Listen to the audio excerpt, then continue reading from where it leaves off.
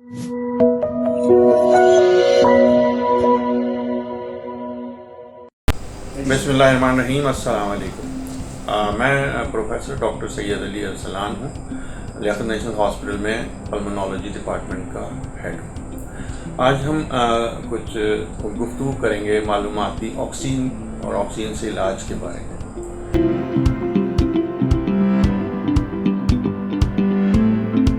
Oxygen ज़िंदगी के लिए ज़रूरी है।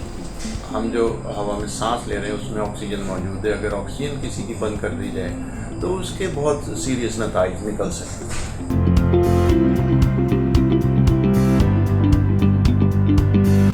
अब ऑक्सीजन की कमी कैसे हो जाती है, पहले तो हम उस पर एक डिस्कशन करेंगे। ऑक्सीजन की कमी की बहुत सी वजूहात हैं। एक तो फेफड़ों की कोई डिजीज़, फेफड़े जो हैं ऑक्सीजन बनाने की फैक्ट्री हैं और कार्बन डाइऑक्साइड वो निकालते हैं, ये उनका नॉर्मल फंक्शन है। अगर फेफड़ों की कुछ बीमारियां ऐसी हैं जिनमें कि ऑक्सीजन में कमी आ जाती है या कार्बन डाइऑक्साइड बढ़ जाती है या दोनों ये डिफेक्ट पैदा हो जाते हैं कि ऑक्सीजन भी कम है, कार्बन डाइऑक्साइड भी ज़्यादा है, तो फिर उस सेहत पर बुरे असरात उसके आ जाते हैं और बीमारी जो है कुछ ज़्यादा ही हो जाती है। अब उसमें क्या क्या वजूहात हैं, मैं कॉमन सी वजूहात आपसे को शेयर करूँगा।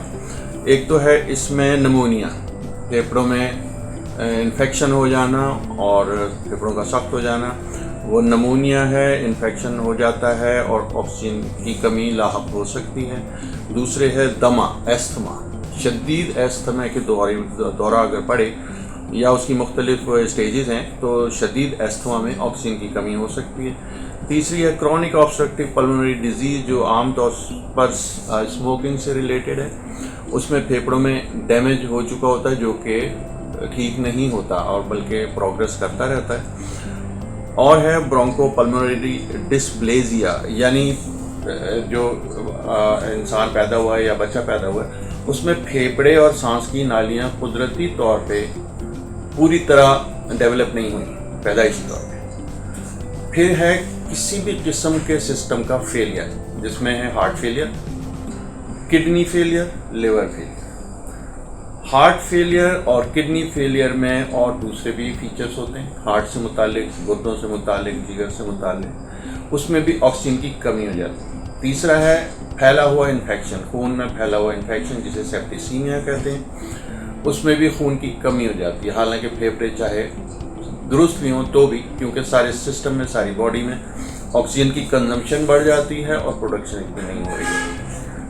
सिस्टिक फाइब्रोसिस एक रेयर डिजीज़ है, पैदाइशी क्रोमोसोमल डिसऑर्डर होता है, उसके अंदर फेफड़े भी ख़राब होते हैं, पैंक्रियाज भी ख़राब होता है और उसका काफ़ी कुछ है। ये बचपन में ही ये आमतौर से डायग्नोज हो जाता है। उसमें भी जब एडवांस हो जाए, फेफड़े ज़्यादा ख़राब हो जाएँ, जिसे ब्रोंकिक्टेसिस कहते हैं, तो ऑक्सीजन की कमी लाहक हो जाती है। स्लीप एपनिया, ये काफ़ी कॉमन है। स्लीप एपनिया में ये होता है कि आमतौर से ये उन लोगों में होता है जिनका वज़न बहुत ज़्यादा, उनमें होता ही है कि रात को नींद पूरी तरह से नहीं आती, बार बार वो उठते हैं लेकिन उन्हें उसका एहसास नहीं होता। दिन में उन्हें ज़्यादा नींद आती रहती है। ऐसे लोग आम तौर से बहुत ज़्यादा खर्राटे लेते हैं। तो एक तो हिस्ट्री से पता चल जाता है कि ये बीमारी है इनको लाहक, और वरना फिर उन्हें स्लीप स्टडी के ज़रिए उसकी तस्दीक कर ली जाती है। उसमें बाज़ औक़ात ऑक्सीजन देनी पड़ती है, बाज़ औक़ात कोई इक्विपमेंट देना पड़ता है। डिपेंड करता है कि खून में ऑक्सीजन कम है या कार्बन डाइऑक्साइड ज़्यादा है। और फिर है एक्सीडेंट में अगर सीने टूट गया है और सीने की जो दीवारें हैं, चेस्ट वॉल जिसे कहते हैं, अगर वो डैमेज हुई है तो मरीज़ पूरी तरह से सांस नहीं ले सकता, तकलीफ की वजह से भी और ज़ख्मों की वजह से भी। उसमें भी ऑक्सीजन की कमी हो जाती है।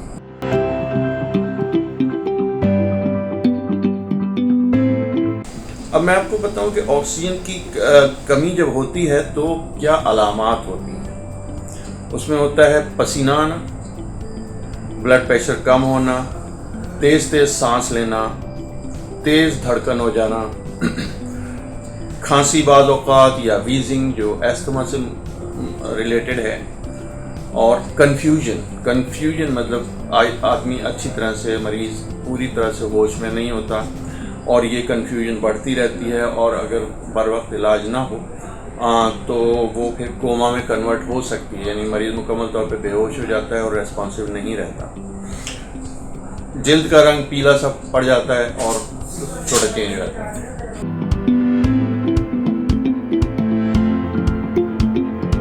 جن مریضوں کو آکسیجن کی ضرورت ہوتی ہے وہ یا تو پھر وہ سلنڈر انہیں لینا ہوتا ہے یا پھر آکسیجن کنسنٹریٹر جو آج کل اویلیبل ہے، اور اس کا فائدہ یہ ہے کہ اس میں ری فلنگ نہیں ہوتی، سلنڈر کو تو بار بار بھروانا پڑتا ہے آکسیجن سے، کنسنٹریٹر جو ہے وہ اپنی آکسیجن خود ہی بناتا ہے اور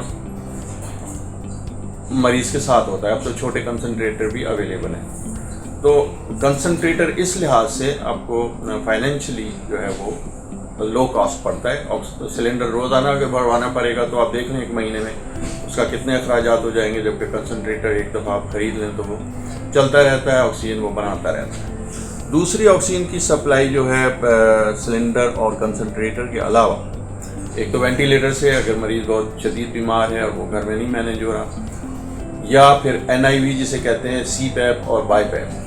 سی پیپ اور بائی پیپ کیا ہے؟ یہ ایک طرح کی مشین ہے اور اس میں ماسک لگایا جاتا ہے مریض کے چہرے پہ، ناک اور منہ کو کور کرتے ہوئے، وہ آکسیجن اور کاربن ڈائی آکسائڈ کو مختلف سیٹنگز پہ ڈالنے کے بعد اس کو بیلنس کرتا ہے۔ بعض دفعہ اس کے ساتھ آکسیجن بھی لگانی پڑتی ہے۔ ایک بیماری میں بھول گیا جو کافی کامن ہے، وہ ہے لنگ فائبروسس، جس میں پھیپھڑے سخت ہو جاتے ہیں۔ اس بیماری کا کوئی علاج نہیں ہے، اس طرح کے مریضوں کو آکسیجن کی لائف ٹائم ضرورت پڑتی ہے کیونکہ یہ لا علاج بیماری ہے۔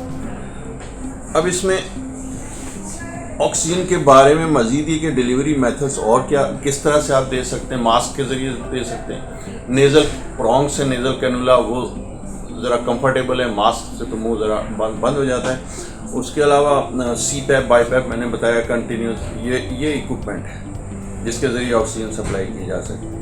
ہاسپٹلس انکوبیٹر، چھوٹے چھوٹے بچوں کے لیے وہ انکوبیٹر ہوتا ہے آکسیجن کا۔ ہاسپٹل میں آکسیجن کی سپلائی ذرا مختلف طریقے سے ہوتی ہے، وہ لیکوڈ نائٹروجن ہے جو کہ ہاسپٹل میں پلانٹ ہوتا ہے، اس میں اسٹور کر دی جاتی ہے اور پھر پورے اسپتال میں اسے آکسیجن کو کنورٹ کر کے تقسیم کی جاتی ہے۔ آکسیجن کا فائدہ کیا ہے؟ یہ ان لوگوں کے لیے بہت ضروری ہے جن کی آکسیجن لیول کم ہوتی ہے۔ ایک تو آکسیجن لیول کم کیسے آپ سمپلی گھر پہ معلوم کر سکتے ہیں؟ پلس آکسی میٹر کے ذریعے۔ پلس آکسی میٹر انگلی کے اوپر لگا لیا جاتا ہے اور وہ آکسیجن سیچوریشن بتاتا ہے کتنی ہے، لیکن سیچوریشن اگر آ بھی رہی ہے نارمل تو ضروری نہیں کہ خون میں بھی آکسیجن کی مقدار اتنی ہی ہو۔ اگر صرف علامات ہیں یا بیماری ہے کوئی اس طرح کی تو اس کے ساتھ آرٹیریل بلڈ گیسز کی جاتی ہے، یعنی خون میں آکسیجن اور کاربن ڈائی آکسائڈ کو ناپا جاتا ہے، اور وہ جو ہے وہ گولڈ اسٹینڈرڈ ہے۔ آکسیجن سیچوریشن پلس آکسی میٹر کے ذریعے چیک کرنا ایک رف سا میتھڈ ہے کہ اگر 92 سے کم آ رہی ہے، 90 سے کم آ رہی ہے، اس کا مطلب ہے کہ خون میں آکسیجن کی مقدار کافی کم ہے۔